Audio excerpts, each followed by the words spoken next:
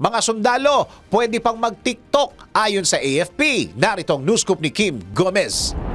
Nilinaw ng Armed Forces of the Philippines o AFP na maaari pa rin makapag-TikTok ang mga sundalo gamit ang kani-kanilang personal na cellphone. Subalit kailangan lamang tiyakin na hindi ito konektado sa network ng militar at hindi makokompromiso ang seguridad ng AFP. Ito ang kinumpirma ni AFP spokesman Colonel Francel Padilla kasunod ng pagbabawal sa mga sundalo na gumamit ng TikTok app dahil sa banta sa cybersecurity. Ayon kay Colonel Padilla, taong 2021 pa ipinatupad ang pagbabawal sa pagtitiktok ng mga sundalo at mas pinaigting lamang nila ito ngayon, bunsod ng ilang banta mula sa ilang grupo. Paliwanag pa ng opisyala, hindi pinahihintulutan ng kampo ang pag-connect sa military network para lamang makapag-TikTok. Sino mang AFP official ang mahuling lumabag sa direktiba ay sasailalim sa investigasyon at posibleng patawan ng karampatang parusa. At yan ang news scoop. Kim Gomez, nagbabalita ng tama, naglilingkod